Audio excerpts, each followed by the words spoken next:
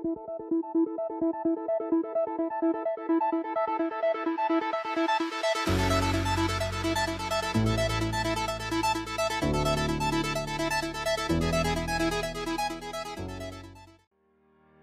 selamat pagi, selamat siang, selamat sore, selamat malam. Selamat datang kembali di channel Kawan Review. Seperti biasa, kalau kalian sudah melihat video ini berarti sudah ada ulasan film atau mungkin serial yang udah kalian tonton atau mungkin belum kawan-kawan tonton dan aku rekomendasikan.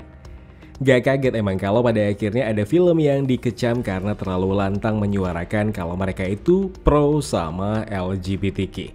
By the way, sebelum kulanjut, mohon digarisbawahi dulu kalau konten video ini tidak dibuat untuk menyudutkan kaum pelangi atau justru mendukung mereka sepenuh hati. Oke?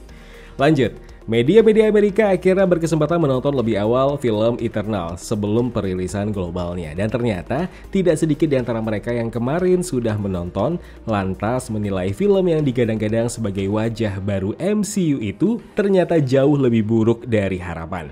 IMDb dan Rotten Tomatoes malahan ngasih nilai jelek, dan setelah ditelisik lebih dalam, ternyata alasan terkuatnya karena banyaknya di antara mereka yang kontra dengan kehadiran tokoh gay dalam film superhero Marvel itu.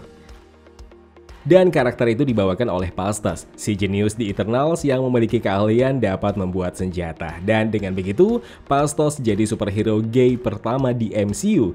Ya, beberapa sebelumnya sebenarnya ada. Butuh sedikit kejelian lah buat kalian dapat paham kalau sebenarnya ada beberapa film-film MCU yang sedang memperkenalkan tokoh LGBT-nya. Dan emang sebenarnya sutradaranya tidak dengan gamblang mengatakan kalau ada karakter LGBT di film mereka.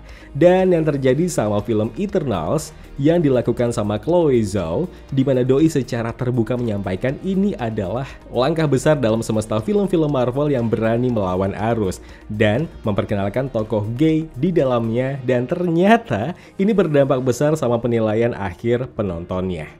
Eternals bukan dinilai jelek karena eksekusinya menerjemah ekspektasi pembaca komik dan pengikut fanatik MCU. Tapi karena idealisme sutradara pemenang Oscar ini yang justru membuat Eternals dianggap terlalu jauh keluar dari standar film-film MCU selama 3 fase terakhir. So, apakah ini harus disalahkan? Ya, rasaku ini sebenarnya keputusan yang teramat berani ya. Dan dilihat dari filmografi Disney, di mana Marvel pun akhirnya sudah diakuisisi Disney. Banyak film-filmnya yang emang sulit keluar dari zona aman, bukan zona nyaman. Aku yakin pihak studio juga mulai jenuh atau capek dengan konsep kids friendly untuk semua film-film mereka. Terlebih untuk film-film superhero Marvel, pasar penontonnya jauh lebih luas lagi. Segala kalangan usia toh, yang mana penonton usia mapan biasanya menuntut sebuah film yang jauh lebih dewasa. Dan sebaiknya tidak dieksekusi secara setengah-setengah. Kalau emang harus bajingan, ya sekalian aja tuh ditutasin. Cuma bagaimanapun, keputusan membuat film Eternal seberani ini ternyata berdampak sama berbagai negara. Salah satunya adalah Indonesia. Ya, Indonesia dikenal cukup sensitif soal beginian, dan LSF atau Lembaga Sensor Film nggak bakal tinggal diam loh. Membiarkan film Eternals melenggang cantik tanpa adanya penyekatan dari baginda terhormat lembaga sensor kita. Apalagi diketahui ada adegan seks di Eternals yang lagi-lagi ini adalah langkah yang sangat berani dalam sejarah film-film MCU. Dan Chloe Zhao ogah kalau filmnya itu harus disensor, atau the best option gak akan ditayangkan di negara itu sama sekali. Yap, konyolnya Indonesia harus mengubur keinginan buat bisa nonton Eternals di bioskop dalam waktu dekat. Yang mana harusnya Eternals udah bisa ditonton Rabu atau Kamis depan. Kalau rilis secara global tanggal 5, berarti Indonesia biasanya kebagian rilis lebih awal sekitar tanggal 3-an gitulah. Atau kalau ini tetap dirilis, mungkin Eternals akan bernasib sama seperti Deadpool. Yang mana kalau di film Deadpool itu ada adegan semi-semi seksnya dan itu kan dihapus. Cuma kalau sebatas itu rasanya nggak akan jadi masalah lah. Setidaknya tidak mengurangi esensi cerita di film Eternals. Tapi kalau bobroknya sama membagongkannya kayak Hellboy kemarin, saking banyaknya yang di-cut, kita yang nonton berasa bodoh jadinya. Ya, tapi bagaimanapun keputusan akhirnya bukan dari sang sutradara toh. Chloe Zhao mau menolak film Eternals-nya untuk tidak boleh disensor, yaitu haknya dia, namanya dia yang bikin film, dia sineasnya. Cuma sekarang si rumah produksi selaku yang punya lisensi resmi film tersebut, apakah berkenan mendistribusikan film Eternals ini yang ditunggu-tunggu sekian lama tapi mesti di-cut di beberapa adegannya. Jujur ya, kalau sampai akhirnya Eternals gagal tayang di Indonesia, pastilah aku akan jadi salah satu penonton yang kecewa berat. Udahlah. Tapi kalau sebatas di-cut adegan-adegan eksplisitnya, ya rasaku nggak terlalu jadi masalah. Atau sekalian aja lah, dibuat rating khusus 21 tahun ke atas. Ya kayak film Perempuan Tanah Jahanam gitu. Ada kan adegan seksnya sebenarnya dan di-cut kan di bioskop. Tapi esensi film tersebut tidak berkurang sama sekali. Itulah yang kuharapkan di film Eternals nantinya. Itu pun kalau beneran jadi dirilis. Soalnya sampai detik ini belum ada pengumuman resmi tanggal berapa filmnya bakal dirilis kan. Bahkan pre-order tiketnya pun belum juga dilakukan sampai sekarang. Yang mana kebiasaannya pasti ada pre-order tiket untuk film-film Marvel yang hype-nya cukup tinggi. Ya seperti film Eternals ini. Ya kawan-kawan, konten ini memang terdengar seperti curahan hati seseorang. Ya sebuah ketakutanku sebenarnya kalau nasib film Eternals nggak akan sebaik film-film MCU sebelumnya. Ya tahu kok, ini langkah berani Chloe Zhao yang sebenarnya nggak bisa diprotes juga. Dilihat dari sisi positifnya, ini bisa jadi peluang buat film-film Marvel lainnya. Bukan peluang supaya lebih banyak lagi film-film MCU yang menampilkan karakter LGBTQ atau adegan seksnya.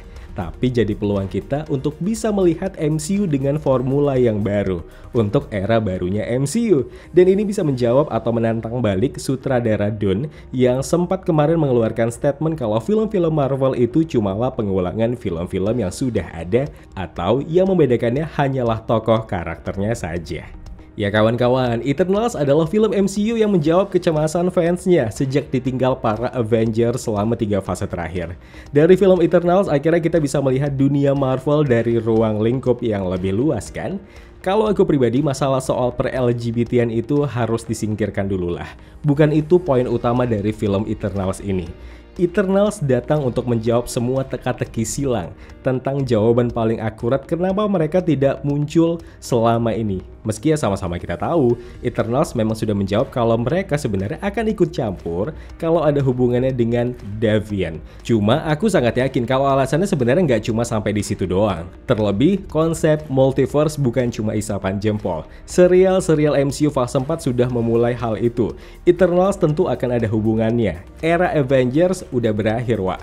Generasi baru MCU diambil alih oleh Eternals dan superhero Marvel lainnya seperti Shang-Chi, Miss Marvel, Spectrum, dan kawan-kawan yang sudah dapat announcement resmi dari Marvel Studios.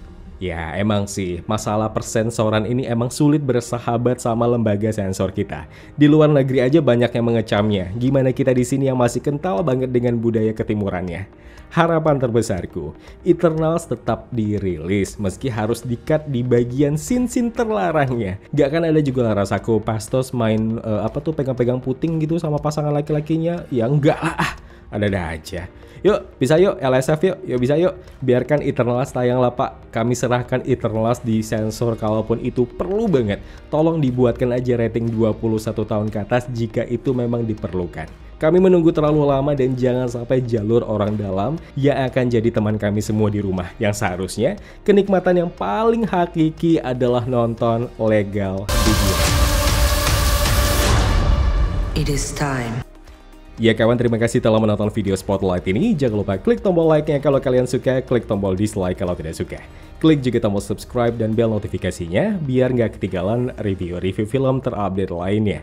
Kalau gitu aku Zain pamit undur diri, terima kasih, jaga kesehatan, tetap negatif, dan jangan lupa jaga jarak.